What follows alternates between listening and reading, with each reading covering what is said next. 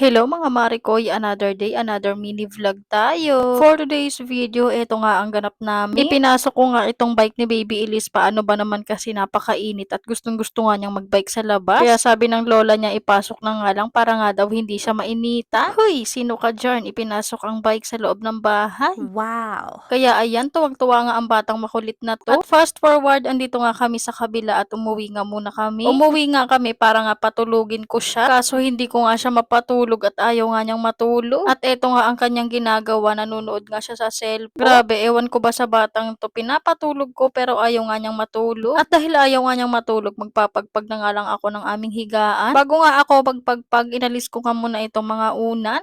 At pinagpag ko na nga rin para nga matanggal nga yung mga alikabok at mga buhok-buhok. Paano ba naman kasi naglalagas nga yung mga buhok-buhok ko? Ay, grabe naman. At nung natanggal ko na nga yung mga unan, itinayo ko naman itong mga kutsyon namin. At habang ako nga dito ay bisi-bisihan, ito nga ang batang makulit ng gugulo. At nung naitayo ko na nga yung aming higaan, dito naman nga ako sa ginagawa naming lamesa. Tinanggal ko nga muna yung mga nakapatong dito na mga kung anik-anik. At dahil wala nga kaming lamesang maliit, ito nga lang yung ginawa naming patungan. Kung ano lang ang meron, yun na lang ang gamitin.